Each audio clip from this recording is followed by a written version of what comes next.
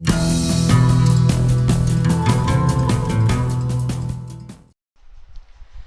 Welcome back. और CCST networking series में हम लोग जो अभी जो डिस्कस किया अभी तक हम लोगों ने बैंडविड्थ और डिले। लास्ट क्लास में हम लोगों ने डिस्कस किया बैंडविड्थ क्या होता है, थ्रूपुट क्या होता है। तो अगर इस वीडियो को अगर आपने नहीं देखा और आप इस वीडियो पे आए तो आप उस वाले वीडियो को भी देखें जहाँ पे मैंने डिटेल में बता रखा कि बैंडविड्थ, लेटेंसी क्या होती है, डिले क्या होती है। तो आज के इस वीडियो में हम लोग बात करने वाले हैं नेटवर्किंग मॉडल्स के बारे में। नेटवर्क मॉडल क्या है, तो सब उससे पहले हमें ये समझना ज़रूरी है कि जो नेटवर्क है, जो कम्युनिकेशन होता है, वो आपके डिवाइसेस और नेटवर्क में प्रोटोकॉल की मदद से होता है। यानी नेटवर्क में जो डिवाइसेस हैं और जो प्रोटोकॉल्स हैं वो मिलकर काम करते हैं, जिससे आपकी नेटवर्क कम्युनिकेशन पॉसिबल हो पाती है। लेकिन ये जो नेटवर्क कम्युनिकेशन जो पॉसिबल हो पाता है because of the network model. ठीक है, तो नेटवर्क में आपके पास दो तरह के मॉडल हैं, एक है हमारा OSI मॉडल और एक है TCP/IP model. So we have two network models. OSI model के बारे में हम आज इस वीडियो में डिस्कस करेंगे। इसके बाद हम TCP/IP के बारे में बात करेंगे। तो OSI मॉडल क्या है, सबसे पहले हम इसके बारे में बात करते हैं कि what is a OSI model. देखिए, जो OSI मॉडल है वो क्या है, जब हमारा नेटवर्क, अगर मैं बात करूं 1970s की, ठीक है, 1970s की बात करूं, तो उस टाइम जो कंपनी में जो आपके जो नेटवर्क में जो वेंडर यानी जो मार्केट में जो वेंडर्स होते थे वो अपने डिवाइसेस को मैन्युफैक्चर्स करते थे, राइट। और वो वेंडर्स जो भी डिवाइस मैन्युफैक्चर कर रहे थे तो वो अपना ही एक स्टैंडर्ड को फॉलो करते थे, मतलब अपना ही नेटवर्क प्रोटोकॉल और अपने डिवाइसेस को यूज़ करते थे। जैसे कि अगर मैं बात करूं तो एक IBM एक कंपनी है और एक डेकनेट उस टाइम एक कंपनी हुआ करती थी जो कि डिवाइसेस को मैन्युफैक्चर्स करती हैं, राइट, करती थी। तो प्रॉब्लम क्या था इनमें कि अगर मान के चलें कि मेरे को एक नेटवर्क डिज़ाइन करना है और मुझे अपने नेटवर्क में डिवाइसेस लगाने हैं, तो मुझे या तो सारे के सारे डिवाइसेस IBM के लेने होते थे या तो मुझे डेकनेट के लेने होते थे। प्रॉब्लम क्या था इस टाइम पे, क्योंकि जो मल्टी वेंडर्स के जो सिस्टम था वो आपस में कम्युनिकेट नहीं कर पाते थे। मतलब अगर मैं अपने नेटवर्क में एक कंप्यूटर लगा दूं IBM का और एक कंप्यूटर लगा दूं मैं डेकनेट का, तो ये दोनों कंप्यूटर आपस में बात नहीं कर सकते थे, क्योंकि IBM अपना स्टैंडर्ड अपना प्रोटोकॉल यूज करता है और डेकनेट अपना। जैसे कि मान के चलिए दो लोग हैं यहाँ पे, ठीक है, ये बंदा इंडिया का है और ये बंदा चाइना का है। इसको सिर्फ और सिर्फ हिंदी आती है और इसको सिर्फ चाइनीज़ आती है। ये चाइना नहीं समझता, हिंदी नहीं समझता। अब प्रॉब्लम क्या होगा, इनके बीच में कम्युनिकेशन नहीं होगा। क्यों नहीं होगा, क्योंकि हिंदी वाला चाइनीज़ नहीं जानता और चाइनीज़ वाला हिंदी नहीं जानता। तो इसमें प्रॉब्लम क्या होगी, इनके बीच में कम्युनिकेशन नहीं होगा। तो अगर इनको कम्युनिकेशन करना होगा तो इनको एक कॉमन स्टैंडर्ड प्रोटोकॉल को यानी एक कॉमन लैंग्वेज को यूज करना होगा, जैसे कि इंग्लिश। अब इंग्लिश जो है एक ग्लोबल लैंग्वेज है। अगर आपको ग्लोबल लैंग्वेज आती है तो मतलब आप कहीं पे भी बात कर सकते हैं, किसी से कम्युनिकेशन कर सकते हैं। तो इसी तरीके से अगर इस बंदे को इंग्लिश आती है और ये इंग्लिश इसको भी आती है तो they can communicate. Why? Because इन्होंने क्या किया, कॉमन स्टैंडर्ड को फॉलो किया। इसी तरीके से जब 1970s की हम लोग जो बात कर रहे थे, उस टाइम पे कोई भी वेंडर एक स्टैंडर्ड को फॉलो नहीं करता था, जिसकी वजह से प्रॉब्लम क्या आते थे, उनके डिवाइसेस किसी दूसरे वेंडर के डिवाइस के साथ कम्युनिकेट नहीं कर पाता था। तो उस टाइम पे कोई दिक्कत भी नहीं थी, क्योंकि इनिशियली नेटवर्क आया था। उस टाइम पे कंप्यूटर्स बहुत जो डिवाइसेस थे बहुत कॉस्टली होते थे, हर कोई अफोर्ड कर नहीं सकता था, हर कोई घर में यूज़ नहीं करता, ओनली ऑफिस वगैरह में यूज़ होता था, तो कोई प्रॉब्लम नहीं थी। लेकिन जैसे जैसे हमारी नेटवर्क में डिवाइसेस बढ़ने शुरू हो गए और ये प्रॉब्लम को रियलाइज़ किया गया कि आने वाले टाइम में अगर हम इस तरीके से एक अगर आप सिंगल प्रोटोकॉल को या कि जो वेंडर्स अपना डिवाइस बना रहा है या उसी के प्रोटोकॉल को फॉलो करता है, तो ये आगे चल के दिक्कत कहीं ना कहीं हो सकती है। तो क्या हुआ कि मल्टीपल वेंडर्स ने मिलके इन 1980s एक मीटिंग रखी और उसमें ये डिसाइड किया गया कि हमें कोई ना कोई एक मॉडल को यानी कुछ ना कुछ हमें डिज़ाइन करना है, कोई मॉडल डिज़ाइन करें ताकि हमारे जो डिवाइसेज हैं, जो डिफरेंट वेंडर्स के डिवाइसेज है, वो नेटवर्क में कम्युनिकेट कर पाए। तो 1980 में ये डिसाइड किया और 1984 आते आते इन 1984 में एक मॉडल को इंट्रोड्यूस किया गया जिसको हम बोलते हैं हम OSI मॉडल। तो OSI मॉडल को 1984 में डेवलप किया गया था और डेवलप किसने किया था, आपका ISO ने, इंडस्ट्री स्टैंडर्ड ऑर्गेनाइजेशन। तो ISO ने 1984 में OSI मॉडल को डेवलप किया बिकॉज ऑफ कि आपके मल्टीपल वेंडर्स के सिस्टम आपस में कम्युनिकेट कर पाए। यानी अगर कोई वेंडर अगर कोई डिवाइस को मैन्युफैक्चर करता है तो उस डिवाइस को नेटवर्क में कम्युनिकेशन करने के लिए एक मॉडल को फॉलो करना है जो कि था OSI मॉडल। तो जो भी डिवाइस, जो भी मैन्युफैक्चरर्स इस OSI मॉडल को फॉलो करेंगे तो यहाँ पे उसका डिवाइस कम्युनिकेट कर पाएगा। और OSI मॉडल को एक्चुअल में हम लोग एक तरीके से कह लीजिए रेफरेंस मॉडल बोलते हैं। It's a reference model. Reference model का मतलब देखो, यहाँ पे आपकी जो डिवाइसेस हैं रेफरेंस मॉडल में, यहाँ पे डिवाइसेस नेटवर्क में कैसे कम्युनिकेट करते हैं इस चीज को एक्सप्लेन किया गया है यहाँ पे। OSI को हम लोग लेयर आर्किटेक्चर मॉडल भी बोलते हैं। It's a layer architecture model, क्योंकि आपके OSI में टोटल 7 लेयर्स होती हैं। OSI हैविंग 7 लेयर्स, ठीक है। तो सबसे पहले हम बात करेंगे एप्लीकेशन लेयर के बारे में, ठीक है। तो आपके टोटल 7 लेयर्स होती हैं, application layer, presentation layer, session layer, transport layer, network layer, data link layer और फिजिकल लेयर। और जितनी भी लेयर्स होती हैं अब इनकी अपनी अपनी एक रिस्पॉन्सिबिलिटी होती हैं, ठीक है। तो सबसे पहले हम लोग बात करते हैं एप्लीकेशन लेयर क्या होता है। So this layer deal with the networking application. तो जो एप्लीकेशन की रिस्पॉन्सिबिलिटी ये होती है कि जो आपकी जो नेटवर्किंग एप्लीकेशंस होती हैं, राइट। नेटवर्क एप्लीकेशन हम किसको बोलेंगे, जिससे आप नेटवर्क से इंटरेक्ट करते हो, जैसे गूगल क्रोम है ना, ब्राउजर हो गया आपका, ईमेल क्लाइंट हो गया, ठीक है। ये सारे क्या है, ऐसे एप्लीकेशन है जो कि नेटवर्क के साथ इंटरेक्ट करवाते हैं। तो इसीलिए जो आपका एप्लीकेशन लेयर होता है, इस लेयर के ऊपर हमारी क्या होती हैं, वो एप्लीकेशंस होती हैं जो कि आपको नेटवर्क के साथ कम्युनिकेशन करवाती हैं। तो this layer deal with the networking application and it initiate the services. और ये एप्लीकेशंस क्या करते हैं, हमारे सर्विसेज को इनिशिएट करते हैं, ठीक है। और यहाँ पे PDU, यहाँ पे जो एप्लीकेशन लेयर पे जो PDU होता है उसको हम लोग बोलते हैं protocol data unit, means data. अब डेटा क्या है, data is a different form in each layer, that form is called PDU। तो जो आपका डेटा है ना, ये जो डेटा है आपका वो एवरी लेयर से होता हुआ आएगा, राइट। और हर लेयर के ऊपर डेटा का एक स्पेशल क्या होगा, नेम होगा। Data is a different form in each layer. तो डेटा का जो फॉर्म होगा वो एवरी लेयर के ऊपर क्या होगा, डिफरेंट होगा, और उसको हम लोग बोलते हैं PDU। तो मतलब आपके एप्लीकेशन लेयर पे जो डेटा होता है उसको हम लोग क्या बोलते हैं, डेटा ही बोलते हैं। यानी एप्लीकेशन लेयर का PDU क्या है, डेटा। यूनिट फॉर्म क्या है डेटा का, डेटा ही फॉर्म है, ठीक है। तो ये था हमारा एप्लीकेशन लेयर। अच्छा, एप्लीकेशन लेयर के ऊपर हमारे कुछ प्रोटोकॉल्स काम करते हैं, जैसे कि HTTP, HTTPS, ठीक है, HTTPS, टेलनेट, SSH, ये सारे और भी हैं बहुत सारे। So these are some protocol example of the application layer. तो एप्लीकेशन लेयर का काम क्या होता है, जो कि नेटवर्किंग जो एप्लीकेशंस होती हैं उसके साथ डील करने के काम आता है आपका एप्लीकेशन लेयर। और साथ साथ ये क्या करता है, सर्विसेज को इनिशिएट करता है। सर्विसेज मतलब HTTP services, HTTPS services, telnet services, और इनको हम लोग प्रोटोकॉल भी बोल सकते हैं, इसको हम लोग प्रोटोकॉल भी बोलते हैं, ठीक है। अगला जो है हमारा प्रेजेंटेशन लेयर। प्रेजेंटेशन लेयर क्या है, this layer is responsible for presenting data in a required format. तो प्रेजेंटेशन लेयर का काम क्या होता है कि आपके डेटा को प्रेजेंट करना इन अ सर्टेन फॉर्मेट। मतलब आपने देखा होगा कि बहुत सारी ऐसी वेबसाइट्स हैं जहाँ पे डेटा का फॉर्मेट वीडियो फॉर्मेट है, जैसे यूट्यूब है, आप बहुत सारी ऐसी वेबसाइट्स हैं जहाँ पे इमेजेस हैं। तो आपका जो डेटा का फॉर्मेट है, या कोई वेबसाइट जब आप ओपन करते हैं तो वहाँ पे आपको इमेजेस मिलती हैं, कुछ वीडियोस मिल रहे होते हैं, कुछ वहाँ पे आपके ऑडियो क्लिप्स वगैरह चल रहे होते हैं। तो ये जो आपका डेटा प्रेजेंट हो रहा है in the form of audio, video, JPG, तो इसका काम कौन करता है, आपका प्रेजेंटेशन लेयर। प्रेजेंट करना, आपके डेटा को प्रेजेंट करना इन अ सर्टेन फॉर्मेट। इसके अलावा प्रेजेंटेशन लेयर आपका इंक्रिप्शन प्रोवाइड करता है, डिक्रिप्शन प्रोवाइड करता है। मतलब अगर प्रेजेंटेशन को लगता है कि डेटा को मुझे इनक्रिप्ट करना है, इनक्रिप्ट का मतलब होता है कि आपके प्लेन टेक्स्ट को कन्वर्ट करेगा एक ऐसे फॉर्मेट में जो कि अनरीडेबल होगा। So plain text convert into a cipher text, it's called a encryption. तो आपके प्लेन टेक्स्ट को, जो जैसे कि एग्जांपल मान के चलिए एक मैसेज है हेलो, अब ये कैसा है, प्लेन टेक्स्ट है। तो मैंने कुछ प्रोग्राम को यूज करते हुए इस टेक्स्ट को क्या कर दिया, इनक्रिप्ट कर दिया। तो अब वो हेलो कन्वर्ट होके हो गया, मान के चलिए $#12D%। ये हेलो को कन्वर्ट कर दिया इस फॉर्मेट में। तो इस प्रोसेस को हम लोग बोलते हैं इंक्रिप्शन।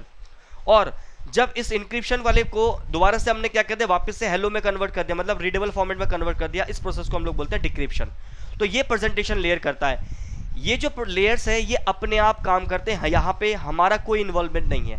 जब भी हम नेटवर्क में डेटा को सेंड करते हैं तो ये लेयर्स इंटरेक्ट करती हैं एक दूसरे के साथ और ये अपने आप ये सारा काम करती हैं, लेकिन हम समझ रहे हैं यहाँ पे कि हर लेयर का क्या यूज़ है, ठीक है। अच्छा, प्रेजेंटेशन लेयर पे भी जो डेटा होता है वो पीडीओ होता है, ठीक है। प्रेजेंटेशन लेयर का काम हमारा कंप्रेशन एंड डिकम्प्रेशन भी होता है। मतलब कि क्या है कि अगर आपके डेटा को लगता है कि प्रेजेंटेशन लेयर को कि यहाँ पे डेटा बहुत ज़्यादा बड़ा है, इसको मुझे कंप्रेस करके भेजना, तो आपका प्रेजेंटेशन लेयर क्या करेगा, वहाँ पे कंप्रेशन भी प्रोवाइड करेगा, ठीक है। इसका सिंपल सा एग्जांपल मैं आपको बताऊँ, जैसे हमारा व्हाट्सएप एप्लीकेशन है, ठीक है। व्हाट्सएप एप्लीकेशन है तो व्हाट्सएप एप्लीकेशन से कभी ना कभी आपने कोई फोटो भेजी होगी, तो आपने कभी गौर नहीं किया होगा कि जब आप एक फोटो भेजते हैं तो उस फोटो का साइज मान के चलिए 6 MB का है, ठीक है, और उसको आप किसी दोस्त को सेंड करना एज अ व्हाट्सएप, तो देखना उसकी क्वालिटी जो डिक्रीज होकर वो 1 MB या फिर कम हो जाएगा, उससे 6 MB से कम हो जाएगा। तो वहाँ पे क्या हुआ, आपके डेटा को कंप्रेस कर दिया गया। तो एप्लीकेशन को डिज़ाइन इस तरीके से किया गया है, ये सारी चीज़ें अपने आप जो होती हैं अपने आप ये लोग मतलब काम करते हैं। सो हमें सिर्फ समझना है पे हो क्या रहा है। तो यहाँ पे प्रेजेंटेशन लेयर का काम क्या होता है, कंप्रेस करना। अगर लगता है कि उसको कंप्रेशन करना है तो करेगा और फिर डिकम्प्रेस भी करेगा, ठीक है। तो this is the responsibility of the presentation layer.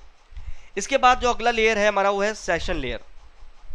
Session layer का काम क्या होता है, this layer is responsible for establish, manage and terminate the session between two communication host. यहाँ पे आपका जो सेशन लेयर है वो क्या करता है, आपके सेशन को इनिशिएट करता है, मतलब क्रिएट करता है, साथ में साथ उसको मैनेज भी करता है और टर्मिनेट भी करता है। जैसे कि मान के चलें कि आपने कोई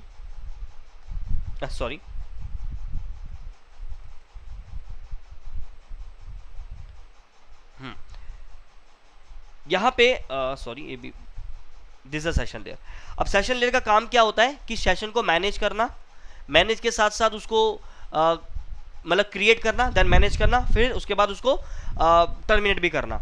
अब सेशन लेयर के ऊपर जो प्रोटोकॉल यूज होता है उसे बोलते हैं हम SIP, session initialisation protocol.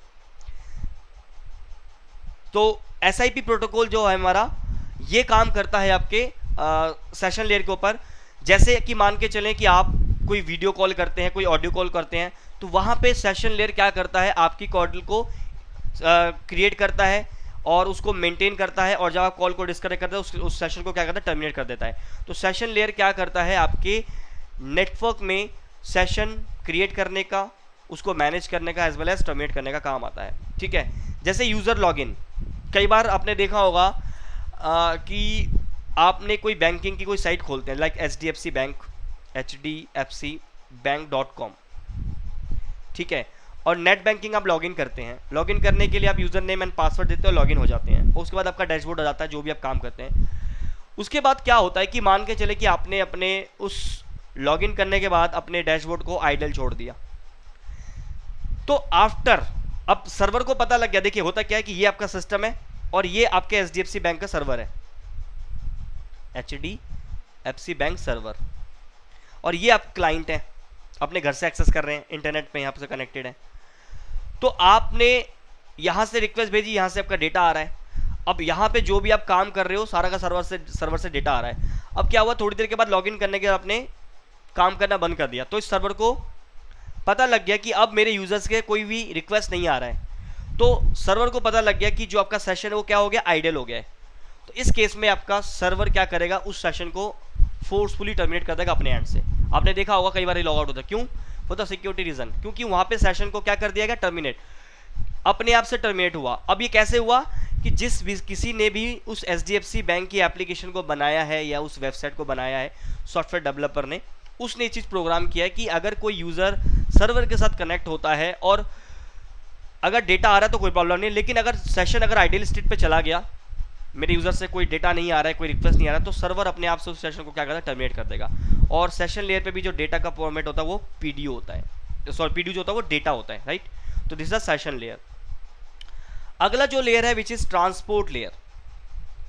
Transport layer, this layer is break up the data from sending host and the reassemble it in the receiver and.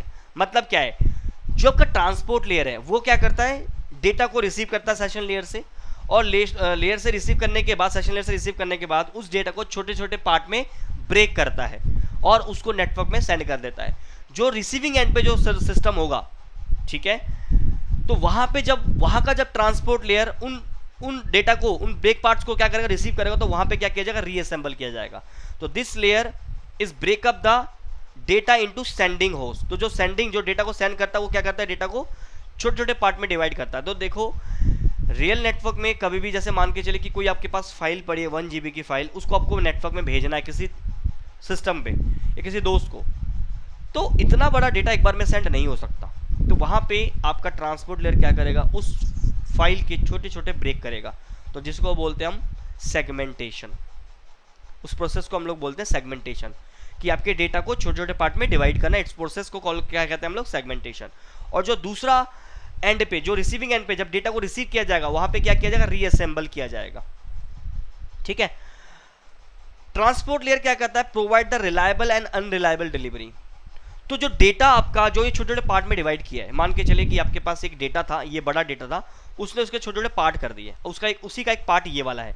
अब इस पार्ट को मुझे सेंड करना है। अब सेंड करना है, या तो वो रिलायबल होगा या तो वो अनरिलायबल होगा। ठीक है। ये डिपेंड करता है कि आपकी एप्लीकेशन लेयर के ऊपर कौन सी सर्विसेज को यूज किया है अपने डेटा को जनरेट करने के लिए, उसके अकॉर्डिंग यहाँ पे ट्रांसपोर्ट लेयर क्या करेगा, डेटा की रिलायबिलिटी एंड अनरिलायबिलिटी प्रोवाइड करेगा। अब यहाँ पे दो प्रोटोकॉल हमारे पास होते हैं, TCP and UDP. This two protocol work on the transport layer. जो टीसीपी प्रोटोकॉल है वो क्या प्रोवाइड करता है, रिलायबिलिटी प्रोवाइड करता है, और जो यूडीपी है वो अनरिलायबिलिटी। ठीक है। और टीसीपी की जो फुल फॉर्म है which is transmission control protocol, and UDP is a user datagram protocol. तो ये जो दोनों प्रोटोकॉल है, इन दोनों प्रोटोकॉल के बारे में आपको नेक्स्ट क्लास में डिस्कस कर बताऊंगा कि टीसीपी और यूडीपी में क्या डिफरेंसेस है। उसके बाद बहुत सारी चीजें आपको पता लगेंगी टीसीपी यूडीपी के बारे में। जस्ट अभी के लिए आपको इतना ध्यान रखना है कि जो ट्रांसपोर्ट लेयर है, इसके ऊपर दो मेजर प्रोटोकॉल है which is TCP and UDP. TCP is a transmission control protocol और UDP is a user datagram protocol. और जो आपका ट्रांसपोर्ट लेयर है वो क्या प्रोवाइड करता है, रिलायबिलिटी एंड द अनरिलायबिलिटी। अब रिलायबल कौन प्रोवाइड करता है, आपका टीसीपी, और अनरिलायबल कौन प्रोवाइड करता है, यूडीपी। अब ये क्या कॉन्सेप्ट है, इसको हम लोग आने वाले क्लासेस में डिस्कस करेंगे, नेक्स्ट वीडियो में डिस्कस करेंगे हम लोग। अच्छा, यहाँ पे जो मैंने आपको बताया था, जो डेटा का जो पीडीयू होता है उसको हम लोग सेगमेंट बोलते हैं। तो ट्रांसपोर्ट लेयर पे क्या होता है, सेगमेंट होता है, राइट। चलिए अगला है हमारा नेटवर्क लेयर। अब नेटवर्क लेयर की रिस्पॉन्सिबिलिटी क्या है, makes best path determination also known as a routing. मतलब जो नेटवर्क लेयर का काम ये होता है कि आपके उस डेटा के लिए बेस्ट पाथ का सिलेक्शन करना is the responsibility of the network layer. देखिए नेटवर्क में डेटा को सेंड करने के लिए बहुत अलग कह ले कि मल्टीपल पाथ होते हैं, मल्टीपल रास्ते होते हैं। तो उनमें से बेस्ट रास्ता कौन सा है, ये कौन डिसाइड करता है, आपका नेटवर्क लेयर डिसाइड करता है। ठीक है। नेटवर्क लेयर के ऊपर एक प्रोटोकॉल काम करता है जिसको बोलते हैं हम आईपी प्रोटोकॉल। तो जितने भी मैं ये लेयर्स की बात कर रहा हूँ, हर लेयर के ऊपर कोई ना कोई प्रोटोकॉल काम करता है और हर प्रोटोकॉल की अपनी अपनी एक रिस्पॉन्सिबिलिटी होती है। तो इसी सीरीज के अंदर हम इन सभी चीज़ों के बारे में डिटेल में डिस्कस करेंगे। आज हम लोग बस सिर्फ बात कर रहे हैं ओएसआई मॉडल क्या है, उसमें आने वाले लेयर्स का क्या काम होता है, दैट्स एक ओवरव्यू ले रहे हैं। आने वाले टाइम में इन सभी लेयर्स के बारे में मैं डिटेल में ओपन करके बताऊंगा आप लोगों को कि क्या एक्चुअल में अंदर इन्फॉर्मेशन जारी होती है, क्या चीज़ें हो रही होती हैं। ठीक है। सो नेटवर्क लेयर का काम क्या है, राउटिंग परफॉर्म करना। राउटिंग का मतलब बेस्ट पाथ का सिलेक्शन करना, right. Decision based on logical address, usually IP address. तो यहाँ पे जो डिसीजन लिया जाता है किसी भी डेटा को भेजने के लिए, वहाँ पे आपका होता है लॉजिकल एड्रेस, मतलब आईपी एड्रेस। आईपी एड्रेस के बारे में भी हम लोग आने वाले टाइम में डिस्कस करेंगे, आईपी एड्रेस क्या होता है। ठीक है। और आई होप कि आज के टाइम में जो नॉन आईटी वाला बंदा होगा ना, उसको भी आईपी एड्रेस के बारे में पता होगा, लेकिन इसके बारे में डिटेल में हम लोग डिस्कस करेंगे आने वाले सीरीज में। इसी सीरीज में हमारा सीसीएसटी नेटवर्किंग की सीरीज में हमारा आईपी एड्रेस का एक सेक्शन रहेगा जहाँ पे हम डिटेल में डिस्कस करेंगे। तो आपका जो नेटवर्क लेयर है उसके ऊपर हमारा एक जो डिसीजन मेकिंग होता है वो आईपी के बेसिस पे होता है। अच्छा, नेटवर्क लेयर का जो पीडी होता है उसको पैकेट बोलते हैं, यानी नेटवर्क लेयर पे क्या बनता है, पैकेट। अभी कैसे बन रहा है वो हम डेफिनेटली आगे चल के डिस्कस करेंगे। ठीक है। सो नेटवर्क लेयर का काम हो गया। उसके बाद आता है हमारा डेटा लिंक लेयर। इसका रिस्पॉन्सिबिलिटी होता है hop to hop and node to node data transfer. इसका मतलब क्या है, देखिए मान के चलें कि मेरे पास एक कंप्यूटर है, और मेरा फ्रेंड का कंप्यूटर है। मैं हूं इंडिया में और मेरा फ्रेंड बैठा है मान के चलो यूएस में, और हम लोग किससे कनेक्टेड होंगे, इंटरनेट से कनेक्टेड होंगे। ये इंटरनेट है, ठीक है, इंटरनेट से कनेक्टेड होंगे। लेकिन इंटरनेट के अंदर क्या होता है, बहुत सारे राउटर्स होते हैं जो आपस में कनेक्टेड होते हैं एक दूसरे के साथ। ये बहुत सारे राउटर्स है, मान के चलो, एक यहाँ राउटर लगा हुआ है, एक यहाँ भी राउटर। ये जितने भी मैंने बनाए, मैं इनका कलर चेंज कर देता हूँ, मैं रेड कर देता हूँ। ये जितने भी आप देख रहे हो ये क्या है, हमारे राउटर्स हैं। तो मेरा जो डेटा है, मान के चलो मेरे पास एक डेटा पड़ा हुआ है, उस डेटा को सेंड करना अपने दोस्त को, तो वो डेटा पहले कहाँ पे जाएगा, इस राउटर पे जाएगा, इस राउटर से बाद इस राउटर के पास क्रॉस करेगा, फिर इसके पास, फिर इधर, फिर इधर, फिर इधर, फिर इधर, फिर फाइनली मेरे दोस्त के पास पहुंचेगा। तो यहाँ पे ये क्या है, आपके होप्स हैं, इसको हम लोग क्या बोलते हैं, होप। तो ये hop to hop and node to node, node भी बोल सकते हो। डेटा ट्रांसफर करने की रिस्पॉन्सिबिलिटी किसकी होती है, डेटा लिंक लेयर की। यानी यहाँ मेरे सिस्टम से जो मेरे राउटर के बाद जो डेटा की जो सेंड करने की जो रिस्पॉन्सिबिलिटी होगी किसकी होगी, डेटा लिंक लेयर की। फिर यहाँ से यहाँ डेटा लिंक लेयर की रिस्पॉन्सिबिलिटी। तो यानी जो होप टू होप जो डेटा ट्रांसफर हो रहा है, इसकी रिस्पॉन्सिबिलिटी किसकी होती है, डेटा लिंक लेयर की होती है। साथ साथ ये फ्लो को भी कंट्रोल करता है, यानी आपका डेटा इतनी तेजी से नहीं भेजना है कि रिसीवर सामने से रिसीव ही ना कर पाए। तो यहां पे आपके फ्लो कंट्रोल को भी मेंटेन करता है आपका डेटा लिंक लेयर। साथ साथ एरर को भी डिटेक्शन करता है, नॉट करेक्शन। मतलब आपके डेटा के अंदर कोई एरर आएगा तो उसको क्या करेगा, डिटेक्ट कर लेगा, ठीक है। वो क्या होता है वो हम आने वाले टाइम में डिस्कस करेंगे। तो अगर आपके डेटा में किसी भी तरह का कोई एरर है, डेटा करप्ट है, तो वहां पे आपका डेटा लिंक लेयर क्या कर लेता है, उसको डिटेक्ट कर लेता है। तो अगर डेटा में एरर होगा तो उसको क्या कर दिया जाएगा, ड्रॉप कर दिया जाएगा। और ड्रॉप करने के बाद फिर डेटा को क्या किया जाएगा, फिर रीट्रांसमिट किया जाएगा, ठीक है। तो अगर किसी डेटा में मान के चलिए कि एक सेंडर है, उसने क्या किया, डेटा को सेंड किया, और रिसीवर ने जब रिश्ते को रिसीव किया तो देखा डेटा में एरर है, तो रिसीवर क्या करेगा, उस डेटा को ड्रॉप कर देगा। और जब ड्रॉप कर देगा तो इस सेंडर को क्या करना होगा, उस डेटा को रीट्रांसमिट करना होगा। क्योंकि होता है कई बार जब डेटा आपके ड्यूरिंग द ट्रांसमिशन कुछ ना कुछ एरर आ जाता है, डेटा करप्ट हो जाता है, तो उस केस में आपका जो रिसीवर है वो डेटा को ड्रॉप कर देता है, बिकॉज ऑफ द डेटा के अंदर एरर है।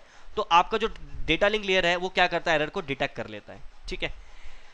डेटा लिंक लेयर के अंदर जो डिसीजन मेकिंग होती है वो फिजिकल एड्रेस के बेसिस पे होती है, यानी मैक एड्रेस के बेसिस पे। तो हमारे नेटवर्क में दो एड्रेस होते हैं, एक होता है आपका आईपी एड्रेस और एक होता है आपका मैक एड्रेस, ठीक है। आईपी एड्रेस आपका लेयर 3 का पार्ट है और जो मैक एड्रेस है वो लेयर 2 का। अभी क्या हुआ लेयर 2, देखिए जो डेटा लिंक लेयर है इसको हम लोग लेयर 2 भी बोलते हैं। ये फिजिकल जो एप्लीकेशन लेयर है इसको हम लोग लेयर 7 बोलते हैं। ये लेयर नंबर 6 है, ये 5 है, ये 4 है, 3 है, 2 है, ये 1 है। तो अगर मैं लेयर 2 बोलूँ तो समझ जाओ डाटा लिंक लेयर बात कर रहा हूँ। अगर मैं लेयर 3 बोलूँ तो मतलब नेटवर्क लेयर के बारे में बात हो रही है। तो आपका जो डेटा लिंक लेयर है, ये इसके अंदर जो डेटा की जो डिसीजन मेकिंग होती है वो based on the physical address, मतलब मैक एड्रेस। तो मैक एड्रेस को हम लोग फिजिकल एड्रेस भी बोलते हैं, बर्न इन एड्रेस भी बोलते हैं, हार्डवेयर एड्रेस भी बोलते हैं। ये सारी चीज़ें हम लोग मैक एड्रेस की सीरीज में डिस्कस करेंगे। मैक एड्रेस को मैं आपको बताऊंगा कि मैक एड्रेस क्या होता है, ठीक है, उसके अंदर क्या कंपोनेंट्स होते हैं, सारी चीज़ें। अभी हम लोग सर जस्ट एक ओवरव्यू ले रहे हैं इन चीज़ों के बारे में, ठीक है। अच्छा, डेटा लिंक लेयर के ऊपर जो डेटा जो का फॉर्म होगा वो फ्रेम के फॉर्म में होगा, यानी डेटा को हम लोग क्या बोलेंगे, फ्रेम बोलेंगे। देखा करेंगे आगे चल के इसको, ठीक है। अगला जो है which is physical layer. Physical layer की रिस्पॉन्सिबिलिटी क्या होती है कि convert frame into a bits. यहाँ पे जो डेटा का फॉर्म होता है किस फॉर्म में होता है, बिट्स के फॉर्म में होता है, मतलब 0 1 1 0 0 0 के फॉर्म में, बाइनरी के फॉर्म में। तो convert your frame into a bits and place into the media.